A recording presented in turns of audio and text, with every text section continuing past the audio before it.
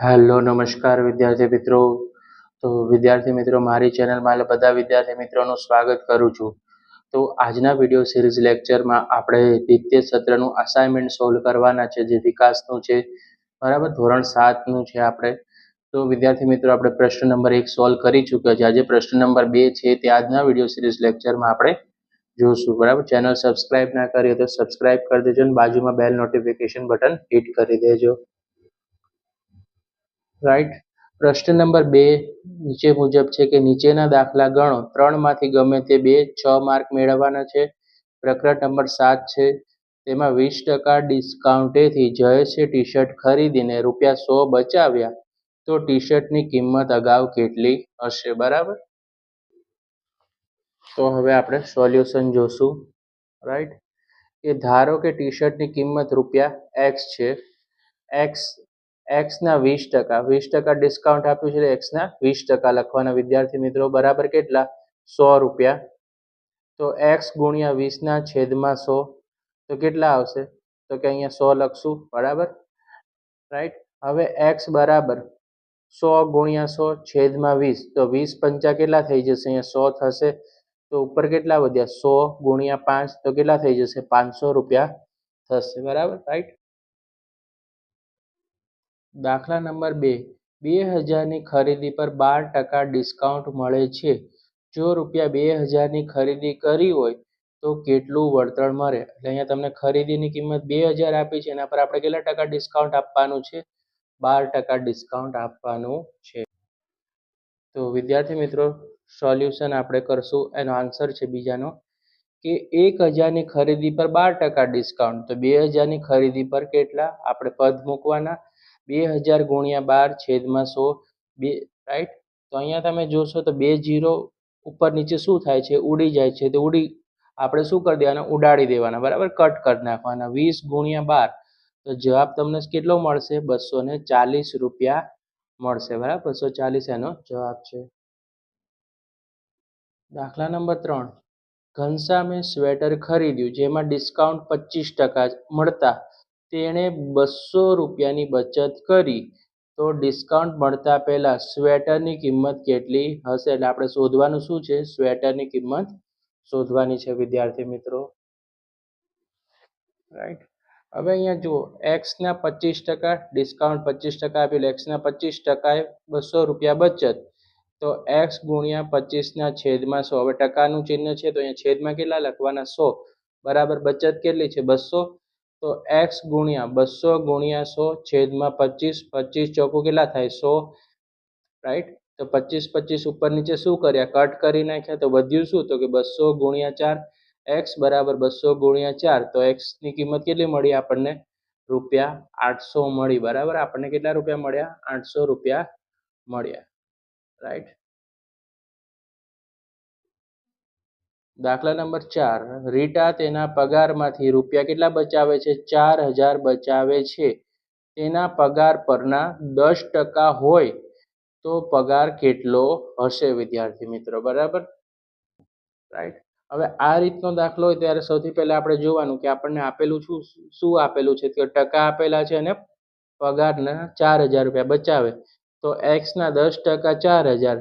તો એક્સ ગુણ્યા 10/100 બરાબર કેટલા લખવાના? 4000 લખશું.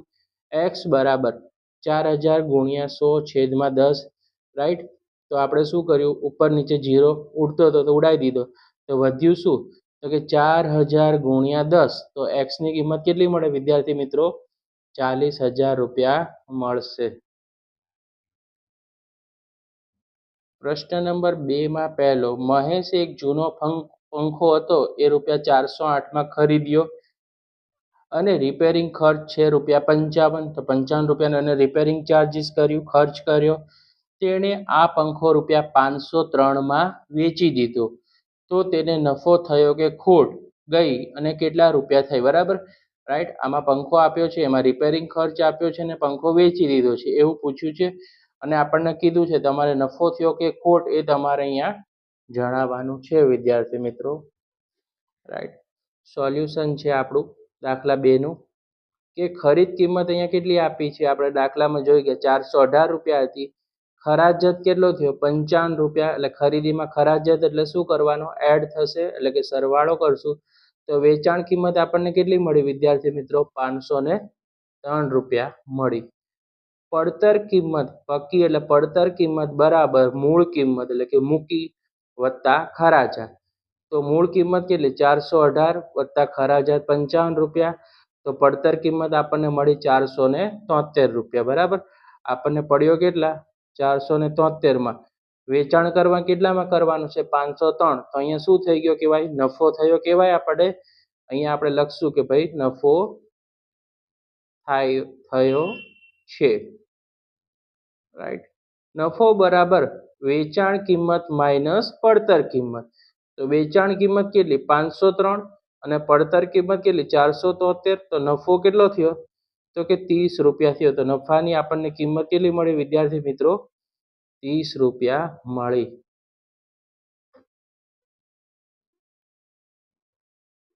દાખલા નંબર 2. નવીને એક જૂનું સ્કૂટર ₹12,340 માં ખરીદ્યું. બરાબર. નવીને કેટલામાં સ્કૂટર ખરીદે છે વિદ્યાર્થી મિત્રો? જૂનું 12,340 માં ખરીદે છે. રિપેરિંગ ખર્ચ એનો રિપેર કરાવવાનો ખર્ચ છે 785 રૂપિયા. તો તેણે સ્કૂટર વેચી કેટલામાં દીધું છે? 12,840 માં. તો તેને નફો થયો કે ખોટ અને કેટલા રૂપિયા થઈ છે તે તમારે જણાવવાનું છે. તો વિદ્યાર્થી મિત્રો આપણે હવે જોશું સોલ્યુશન છે. રાઈટ. અહીંથી આપણું દાખલા 2 નો જવાબ સ્ટાર્ટ થશે કે ખરીદ કિંમત 12,340 રૂપિયા. ખરાજાત શું કરવાનું? એડ કરશું, એટલે કે સરવાળો કરશું. કેટલા છે? 785 રૂપિયા. તો વેચાણ કિંમત આપણને કેટલી મળી વિદ્યાર્થી મિત્રો? 12,840 રૂપિયા. પડતર કિંમત બરાબર મૂળ કિંમત વત્તા ખરાજાત. પડતર કિંમત મૂળ કિંમત કેટલી છે આપણી? કે 12,340 છે આપણી. રાઈટ. વત્તા ખરાજાત કેટલી છે આપણી? 785 છે. પડતર કિંમત બરાબર કેટલી થશે? 13,125 રૂપિયા થશે. ખોટ થઈ કહેવાય આપણને. રાઈટ. ખોટ થઈ છે આપણને. અહીંયા લખશું ખોટ. તો કે ખોટ બરાબર પડતર કિંમત માઇનસ વેચાણ કિંમત. 13,125 માંથી 12,840 કાઢો તો ખોટ આપણને કેટલી થઈ કહેવાય? 285 રૂપિયા ખોટ ગઈ કહેશું. દાખલા નંબર 3. સંજય એક યંત્ર ₹15,415 માં ખરીદ્યું. તેનો લગાવવાનો ખર્ચ ₹525 છે. તો આ યંત્રનો રિપેરિંગ અને કલરકામનો ખર્ચ ₹1,500 થયો. જો આ યંત્ર ₹19,145 માં વેચે તો તેને નફો થાય છે કે ખોટ એ તમારે જણાવવાનું છે. તો વિદ્યાર્થી મિત્રો આપણે હવે જોશું કે ખરીદ કિંમત કેટલી આપી છે દાખલામાં? 15,415 રૂપિયા. ખરાજાત કેટલું છે? તો કે 525 રૂપિયા વત્તા 1,500 રૂપિયા. બરાબર. રાઈટ. બે વસ્તુ આપેલી છે આપણને. બરાબર. એટલે કે ખર્ચો આપણને. તો અહીંયા જોશો તો તમને 525 રૂપિયા વત્તા 1,500 નો સરવાળો કરો તો કેટલો થઈ ગયો? 2,025 રૂપિયા થશે. અહીંયા પ્લસ આવશે. 2,025 રૂપિયા થશે. તો હવે વેચાણ કિંમત કેટલી આપેલી છે આપણને રકમમાં? 19,145 રૂપિયા આપેલી છે. પડતર કિંમત બરાબર ખરીદ કિંમત વત્તા ખરાજાત. પડતર કિંમત કેટલી છે? 15,415 વત્તા ખરાજાત એટલે કે ખર્ચો કર્યો તે. તો 17,440 આપણને શું મળી ગઈ? પડતર કિંમત મળી ગઈ. તો અહીંયા આપણે શું કહેવાય? વેચાણ કિંમત છે 19,145 અને પડતર કિંમત 17,440. તો આપણને શું થયું કહેવાય? નફો થયો કહેવાય વિદ્યાર્થી મિત્રો. નફોનું સૂત્ર યાદ રાખવાનું. નફો બરાબર વેચાણ કિંમત માઇનસ પડતર કિંમત. 19,145 રૂપિયા વેચાણ કિંમત. એમાંથી તમારે પડતર કિંમત બાદ કરો 17,440. તો નફો આપણને કેટલો મળે? તો કે ₹1,705 રૂપિયા મળશે વિદ્યાર્થી મિત્રો. દાખલા નંબર 4. સંગીતા એક મોટરકાર ₹70,445 માં ખરીદી. રાઈટ. ખરીદ કિંમત કેટલી થઈ ગઈ? 70,425 રૂપિયા. રિપેરિંગ ખર્ચ છે તેમાં આપણે એડ કરશું. રિપેરિંગ ખર્ચ સરવાળો કરવાનો હોય. ₹4,550 થયો અને રંગ કરાવવાનો ખર્ચ રૂપિયા થયો છે 6,325. તો મોટર કાર છે તે કેટલામાં વેચવાની છે? રૂપિયા 75,800માં વેચવાની છે. તો નફો થાય છે કે ખોટ એ તમારે જણાવવાનું છે ને કેટલા રૂપિયામાં થશે. તો સૌથી પહેલા ખરીદીની વાત કરીએ. ખરીદ કિંમત બરાબર 70,446 રૂપિયા છે. ખરાજાત છે 4500 વત્તા કેટલી છે? 6,325. એટલે આ ખરીદ કિંમતનો બંનેનો સરવાળો કરો તો 10,875 મળે.